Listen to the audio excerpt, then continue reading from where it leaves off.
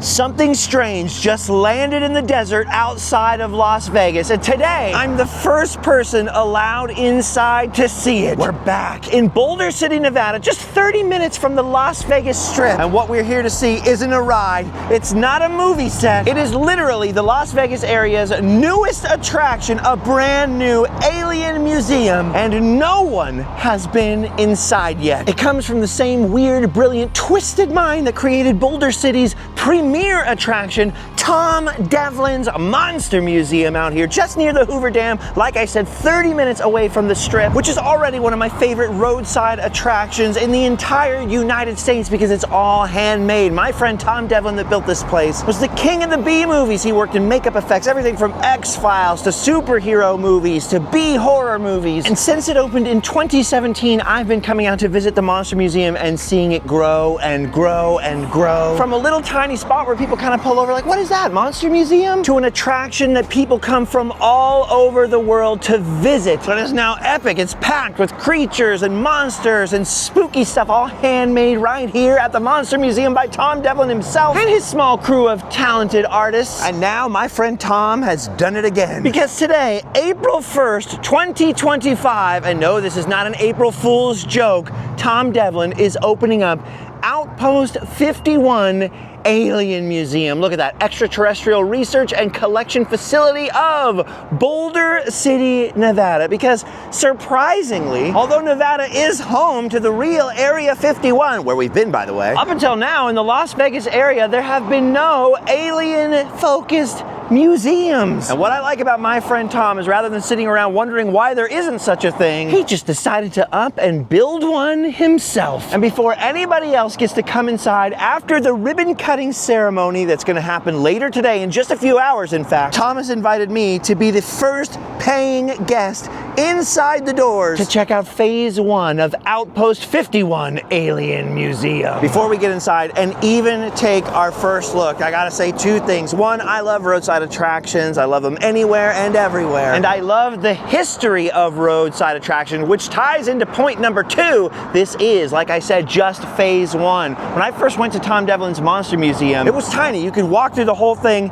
in 10 minutes, but it has grown and grown and grown because Tom never stops working. He's a madman. In fact, I was here just over 50 days ago and there was no such thing as an alien museum. It was an idea he was talking about maybe starting to work on next year in 2026. And the next time I roll into town, here it is, phase 1 of the Alien Museum. And so this is so awesome for me because we are seeing history in the making. We don't have to do a then and now of what did it used to look like when it first started, and everything starts small. But with Tom, you know this place is gonna change every time you come back. With the Monster Museum, he was the absolute master of the sort of DIY, punk rock, do-it-yourself, roadside attraction, and I don't expect anything less from Outpost 51. Look at this, there aren't even hours on the door yet. We are the first people going inside that aren't working on this place. And here it goes. Oh, look at this. This is so cool. They haven't even opened yet and already they are stocking up the gift shop with all kinds of awesome alien stuff. Look at this.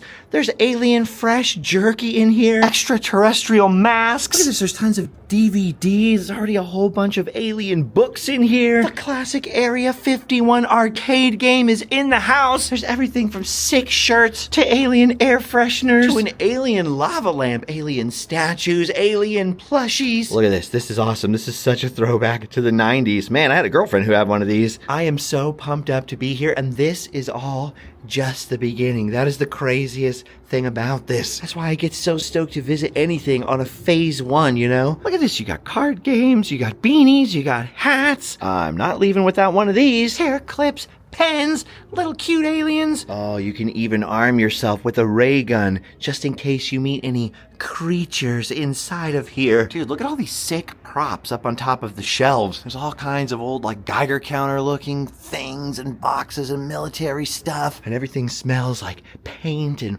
rubber cement. Look at this, they got a pinball machine in here. Close Encounters of the Third Kind pinball machine. Ooh, there's some original extraterrestrial paintings on the wall. Look at this. There's a relic from Tom's time on the X-Files. I'm so stoked to go in there. They're still vacuuming, they're still cleaning up, they're still getting everything ready. All right, Tom has emerged from the back room. This is it, Tom. I'm gonna pay. First paying customer, right? First paying customer officially in the history of the Outpost 51 Alien Museum. I'm stoked. He's buying me admission. All right, look, we're gonna click. You're here. actually running it through the system. Regular? Yeah, we have to. It's the first one. And I love this because it's like all of you for the price of one. We're all getting it together. Is that it? Complete sale. You want a receipt? Yes, I do actually. Print This is a the historic receipt. There we Yes. Still didn't open. Yes. Take your 20. No, you gotta frame it. I am gonna frame it. All right, Put okay. it in the drawer. Okay. Crisp. 5 spots. Yes, there's my change. I'm stoked. This is it. Smile, you're on camera. And so is the museum. Oh, dude, this is so freaking cool. Look at this. We've come into a top secret military office. And look at all these scattered actual old classified or now declassified documents. And look, the old radio is playing War of the Worlds. Kind of just want to sit in here and listen to it. Dude, this is so freaking awesome. I am so stoked to get inside of here. All right, we're going in. This is so cool. I'm so stoked to be here on this preview day. Dude, and look at this. Look at the giant photo backdrops, and I can already see there's little screens everywhere with all kinds of alien documentaries. And look at this. This is incredible, dude. This is like getting to go to Disneyland on opening day and actually see like the women's heels going into the pavement and there's not enough drinking fountains. We're getting to see like the brand new photo op backdrops with the creases still in them. Look at this ancient alien display. Look at the fossilized visitor. This is so freaking cool. There are aliens frozen in stone. I don't understand how it got stuck here. What went wrong? Oh, wait. I forgot to put in the crystals. Oh, this is so cool. I can already see different types of aliens. Look at this. They're showing different types on the screens here, the reptilians and everything. And this is an Alpha Draconian, according to the sign. I don't even know what an Alpha Draconian is. But the amazing part about Tom Devlin being a creature maker and a special effects artist is that he can create all these different aliens. This is awesome! Now, if you're just stumbling across this, my name is Justin Scar. I travel all over. I go to all kinds of different roadside attractions, historical sites, and I've been to Area 51, been to Roswell many times, because if there's one thing I love, it's aliens. But only in this kind of fun context. It's like I always say, like, Bigfoot is something I really wanted to be real, but I feel like he might not be real, and aliens are something I worry might be real. Because they're a little bit scary, you know? Oh, this is awesome. Look at all these. It's always hard with display cases because of the reflections. Look at that amphibian gray. We've got a red over here. Oh, I've never even heard of the reds. The Ebens? What does that say? Ebens? Ebens? And right on top, the Zeta Reticulan. Look at these look at these alien heads. Oh, that is so freaking cool. Everything I look at, I'm like, this is so awesome. And then I know more is coming and more is coming. And this is so cool because this museum's already got so much information here. And let me tell you what. Like I said, I've been out to Roswell. They have lots of cool attractions there, but Nevada is surprisingly light on alien attractions. Even when you go out to the extraterrestrial highway, even when you go out towards Area 51, there's a few stops out there. I've got a whole video about the extraterrestrial highway and all the different attractions and stuff. But even those places that have been out there for years do not have as much stuff in them as Tom's Outpost 51 already has inside of it. Okay, look at this right here. This is fun. There's a couple of like funhouse style mirrors over here. Stand behind the line to see yourself as an extraterrestrial. Oh, look, if I stand right here, I'm a tall white, whatever that means. But if I hop over to the next spot, I'm a short gray. Oh, that was so weird looking in the mirror and knowing what it was like to be Allie size. Allie is here, by the way. She's just in the background, just doing her thing. She was helping vacuum earlier. Oh, look at this. It'll tell you all about the tall grays, the short grays, the Zeta Reticulans. There's all this information about all the different types of aliens. And of course, none of these are proven. They're all conspiracy theories. Or are they? I love that there's a mix of sort of like the ancient alien theories and then all the different, like the reptilians that live underground. Now, full disclosure, ooh, wouldn't that be nice for all the ufologists out there? Full disclosure. But full disclosure for me, I don't know if I believe in aliens. I'm always sort of worried about them. Oh, I see tall whites right here. I don't necessarily believe. I mostly think it's just sort of fun to fantasize about it a little bit. But you never know. You never know. The truth could be out there. Oh, this is so awesome. Look at the back of that ancient alien wall with the fossilized aliens on it. Look at this ancient, look at the ancient Egyptian hieroglyphs over here with the visitors. I feel like this is freaking epic. This looks like a prop from Stargate or something. And this is all custom stuff. You'll never see this anywhere else. This was the stuff they were hiding at Area 51. This is the real stuff. Ooh, what is that? What is that? Now, I've never seen an alien that I know of, but I've done a lot of traveling around the country, a lot of traveling in the desert at night, and I do have some unidentified flying object stories for you, but this is not the appropriate place to tell them. There's a part of the museum just for that. We'll get to that at the end. This is so cool, dude. Like, the Monster Museum is a lot of monsters with a little bit of information. The Alien Museum has got tons of information, all different stuff about all the various type of conspiracy theories. Here you got ancient Egypt and the alien connection. And there's all these little screens playing bits and pieces of documentaries and kind of giving you the details. Like, this is one of those places you could spend a lot of time soaking in all the info. But then it's also got all the fun stuff, like little flying saucers everywhere. And even though we're only in phase 1, or we should call it phase alpha, right? Because aliens, there's already a ton of cool, like, alien figures in here to take pictures with. Like, look at this. Look at the size of this one right there. I'm 6 feet tall, so how the frick tall is that? Dude, this is so weird and cool and fun. I can't believe I get to be the first person in here. And it's all because I was talking to Tom about his idea for an alien museum. Like I said, it was only like 8 weeks ago, maybe 10 weeks ago. And I can't believe that we're already here. We're already to opening day. Look at this. This is all this information about crystal skulls. The documentary was talking about how they've actually used quartz and different crystal material in Japan as basically microchips, like for data storage and stuff like that. And so some people theorize that maybe crystal skulls hold information on them that we just don't know how to unlock it. There's all kinds of different crystal skulls in here. These are amazing. I never got super into the whole crystal skull mythology, but this makes me want to. That's the fun thing about any kind of little museum or roadside stop with information in it. It always fires up my imagination. What's out there? What's out there? We should be reading the hieroglyphic clues. Oh my gosh, yes. Look at this. Welcome to Roswell, alien capital of the Southwest. They've got all kinds of interviews over here. Mac Brazel and all the Roswell characters that all of us that grew up in the 90s with X-Files and Discovery Channel alien documentaries are familiar with. Oh my gosh, these are so freaking cool. Look at the rock work already. It's already turning in to an epic themed destination. Oh, and there they are, the famous newspaper clippings. I love reading all of these. You always see these in documentaries. Have you ever sat there and actually read them? It is crazy the difference between the story when it first came out and the cover-up story with the weather balloon pieces. Roswell is something I'm very interested in. What really happened? Project Mogul, the dates are wrong. What really happened? Will we ever know? Will we ever know? And then, oh, look at this. Roswell incident, fact, fiction, and mystery.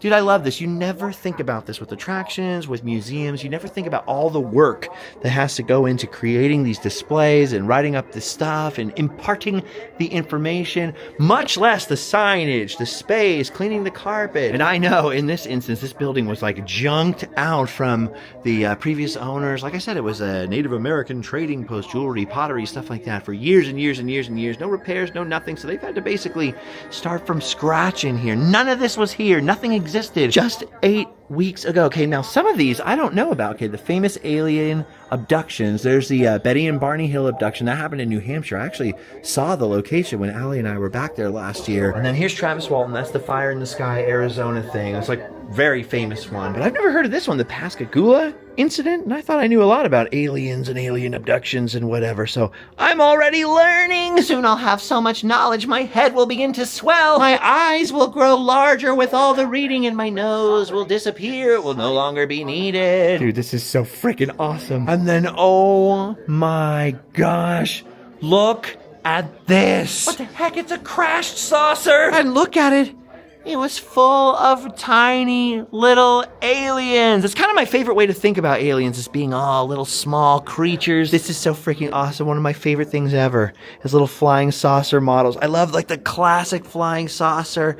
And look at this. Like I said, all these little tiny creatures. Each one of these little aliens is only like half an alley tall. This is so cool. Each one of the displays is linked to a story. So this is all about the Kingman UFO crash of 1953. This is one that I don't hear a lot of people talking about, but not only is it one of the best documented sort of UFO incidents in America, so ufologists are very familiar with it, but it's also where supposedly the crashed flying saucers at Area 51 are from. Everybody associates it with Roswell, but the Roswell crash, according to the ufologists, according to the conspiracy theorists and all that stuff, those ones went to Ohio. The whole Area 51 story comes from Bob Lazar, and Bob Lazar thought that the UFO that he was reverse engineering for the United States government in Area 51, or S4, whatever you want to say, might have come from the Kingman UFO crash of 1953. See? And that's one most people are not familiar with. Roswell, everybody knows. Area 51, what are they hiding out there? Bob Lazar, Netflix special, Joe Rogan podcast. But a lot of stuff was going on in the Arizona desert, very near to where we stand here in Boulder City, Nevada.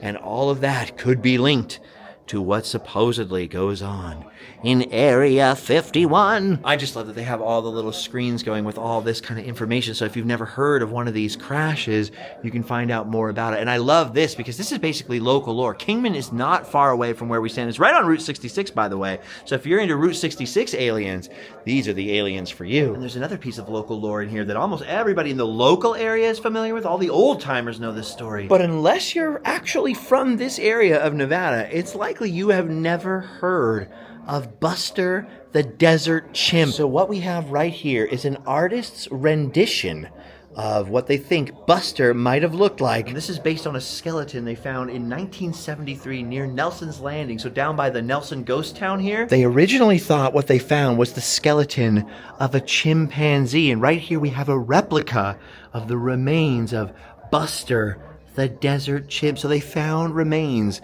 that looked just like this out in the Nevada desert. They thought it was some kind of weird chimpanzee, something like that. Oh, here's the information right here. Discovered by a man named Arlen McGrath, local guy on the banks of the Colorado River. You know, back in the 60s and 70s, there were chimps and all kinds of exotic animals in Vegas. I don't know that anybody knows what happened to the original Buster, what happened to his remains, because they thought it was a chimp for years and years. People would talk about the story, and it wasn't until the 90s, which it says right there on the sign, that people realized, like, that is no chimpanzee, dude. What is that? That's because you start to get into the 90s, you start getting X-Files, you start getting Discovery Channel, and people start thinking about aliens, like, wait, what is that thing? And I didn't know this part of the story. Apparently they found, like, little tattered pieces of silver-looking, like, metallic-looking cloth with him. And so people have speculated since that Buster might have been a part of the, or a survivor of the Kingman UFO crash, that he had made his way maybe along the banks of the river or something like that, and finally collapsed. What was Buster? Was he a chimpanzee?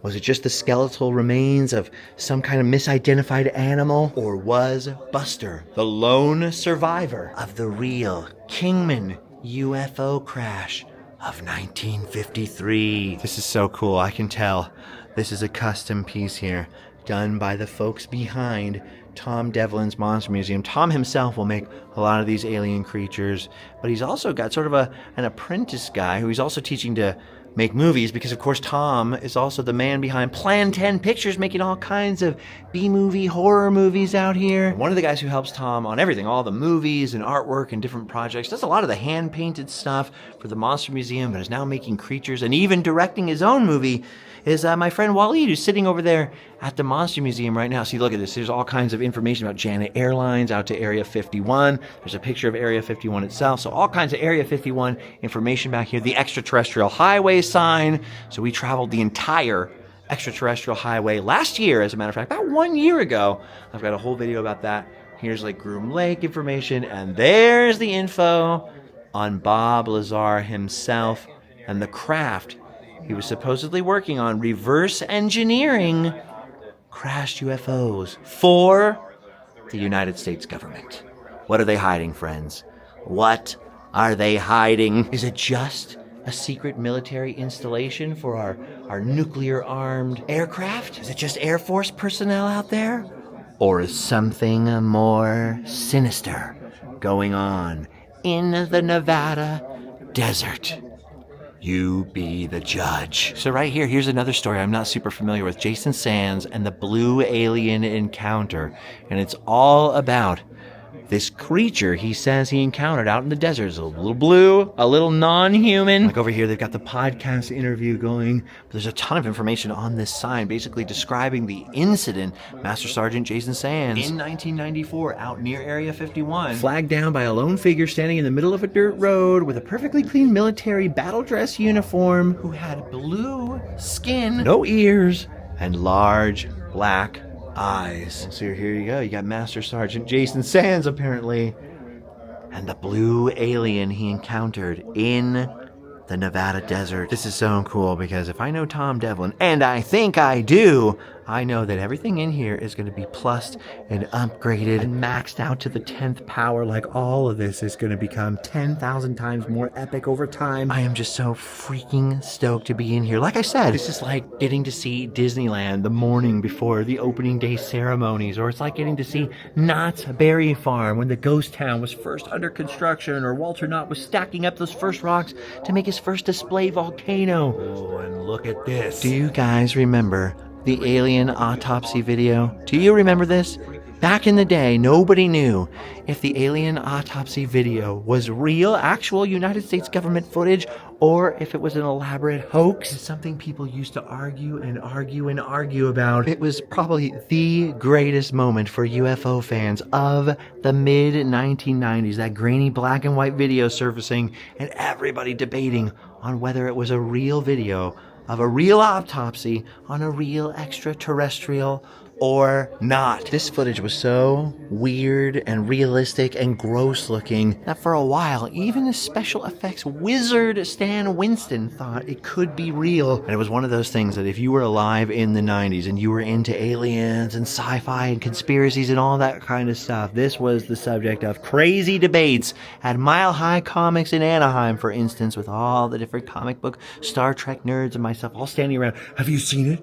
Dude, I think it's real. And even though ultimately, yes, it proved to be a hoax, spoiler alert, the story behind the hoax is also absolutely fascinating. And I love this little spot. It's just like a full-on alien autopsy diorama going on in here. I love this. There's already tons of information on iconic UFO and alien encounter movies. There's these cool, like, gigantic UFO photo op backdrop things. I see some familiar faces that used to be over in the Monster Museum, but they are actually much more at home over here. And this is the thing, because it's Tom Devlin, I know there's going to end up being more and more and more and more. I want to show you everything. I want to read you every sign. I want to show you every detail in here. We've seen the vast majority of it now, but it's one of those things you got to come out here. You got to experience it for yourself. Come out and experience Phase Alpha, the alpha phase of Outpost 51 Alien Museum. Seriously, you would never believe how much work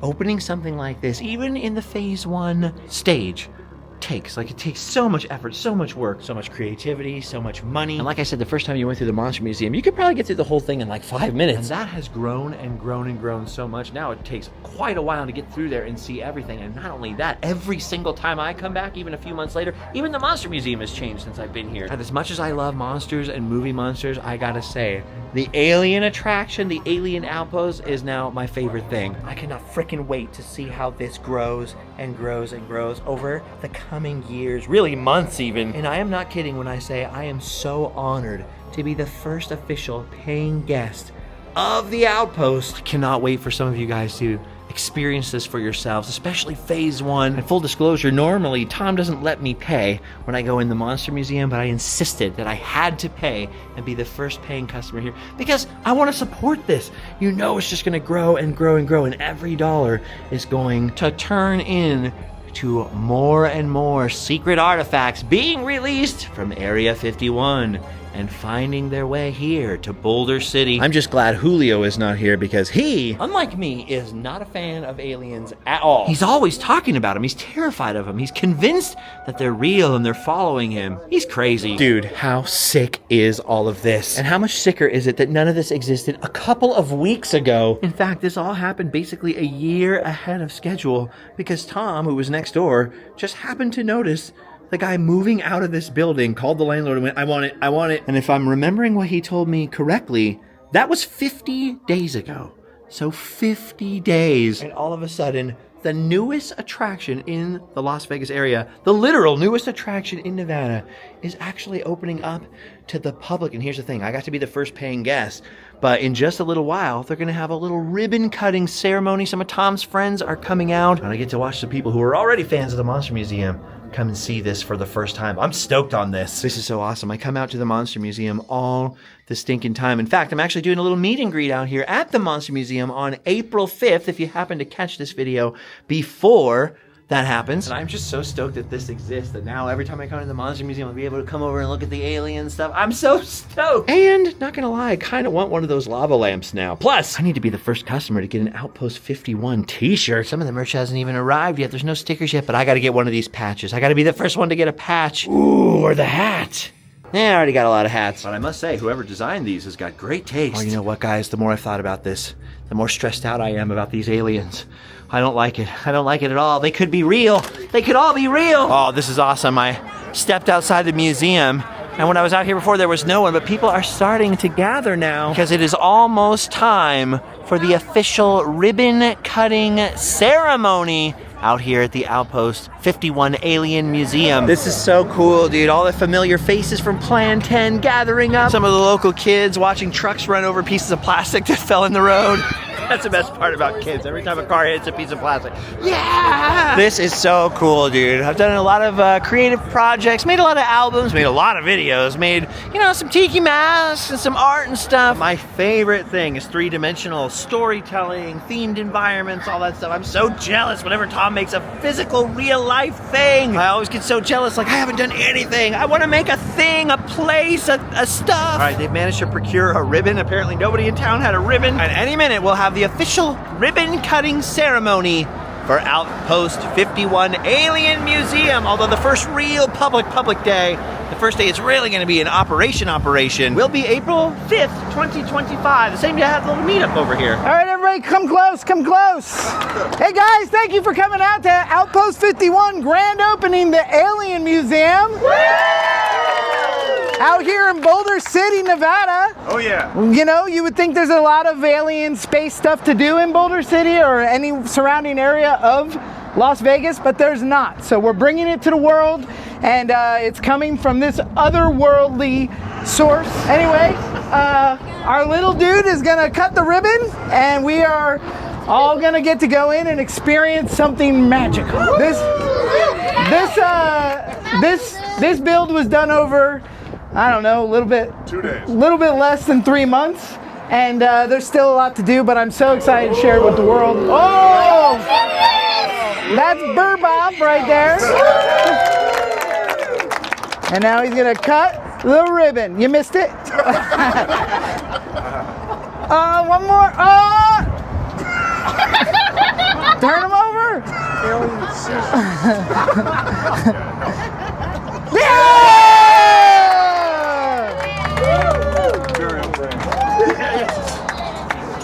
That is awesome. Burbob cut the ribbon, and now everybody's flowing in for their first peek at the Outpost. This is so cool, dude. The little sort of pre-opening. And here we go. Look at the first people are headed inside. It's so cool watching everybody walk around and get stoked. It's even cooler if you're from this town. You're like, oh my gosh, there's a new thing here. See, this is so awesome. This is why I'm jealous of Tom. I want to make a place. Like, I don't get to sit in your living rooms with you guys or in the bathroom or wherever you're watching these videos. You know, I never get to see the end result of what I do, but this is sick. So I was just standing here by the door watching everybody come in, and these are friends and family mostly, and they're all coming and going, whoa. It's like, that's such a cool feeling to get to see people coming in and grinning from ear to ear and just enjoying what's been created here. And the crazy part is, this is just the beginning. You know how the Monster Museum changes every single time, and I know this will be no exception. Dude, it must feel pretty good. Is it wild back there? Well, why weren't you in there? I was standing by the door watching everyone come and go, whoa. Isn't that the payoff? No, right here is. Oh, when they're coming out and they're smiling. Okay, I knew there was some sort of... That's my favorite spot. That's so cool. My favorite spot is watching people come out, and then they're like, oh my god, this looks so awesome. I'll tell you what, the first person in there was one of those kids, and they're like, oh, Oh my gosh. It's like, dude, that's what it's all about. That's awesome. It's so cool. Hey Tom, that probing room was really weird back there, man. I'm sorry, I didn't get your name. Was it Bleep Blurp? It's nice to meet you. Bleep Blop Blurp. What Bleep Blurp? Oh, your hands are so strange. So I like connecting with other cultures. We're really shaken here. We're really shaken. Anyway, speaking of probing rooms, I forgot to mention that the Alien Museum over here is going to have a very cool special feature in this little room right here. They are planning on doing a live stream the whole time the museum's open. So once it officially opens to the public and they start selling tickets, they're going to have this room set up with a constant live stream, and you can come into this room here, or you will be able to once it's finished, and get on the live stream and tell your UFO stories. You can tell your experiences, talk about how you got probed, if indeed you have been probed. Dude, this is the coolest day ever, especially watching the kids come through. They are stoked on all of it. I think out of everything, these are like my favorite pieces, like all hand sculpted stuff. I love seeing the pieces that are made specifically for this museum that you cannot see anywhere else, and I know so many more are going to be on the way. It's cool seeing like Tom's dad walking around, getting some video clips. It's cool to see all the kids running around with the laser guns and enjoying themselves. Everybody's blown away. Allie's blown away. I'm blown away. But in a minute, we actually have to go. I got to be in Salt Lake City tonight. So I've got like a 7-hour drive ahead of me, but I will be back on the 5th for the little meet and greet here. I am so pumped that I got to get a little sneak preview of the Alien Museum and be the official first paying guest. Does it feel good? It feels great. So now what do you do? So now we refine and keep going, man. And next up is making the most epic haunted house Boulder City's ever seen. Oh my gosh, so you're not going to stop. You're just going to keep never making stop. stuff. Can't stop, won't stop. And the Monster Museum's all changed too. I didn't even get a chance to see all that. Monster Museum's changed, and there's more to do there too. Do you ever take a vacation? I don't, no. Get out of here, Tom. Go Actually, take a I did. vacation. We took 10 days off in the middle of this build, and that was amazing. So really it was just 40 days then? No, it was 50. We have had the place for 2 months now. 60 Okay. 60 days. Dang. You're a maniac, Tom. Thank you. But I mean that as a compliment. I know you do.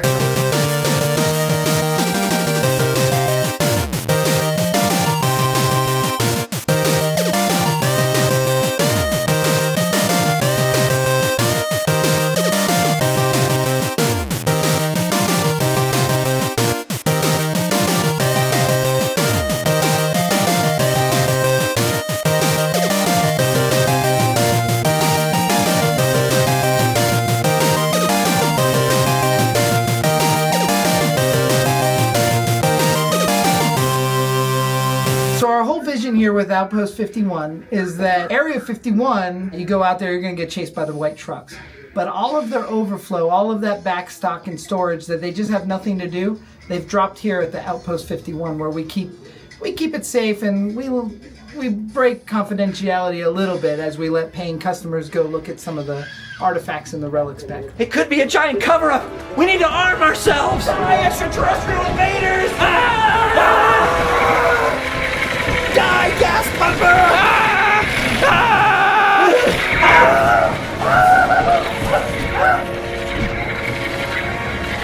I got a hostage here, and I'm not afraid to ice him. You want to die twice, buddy?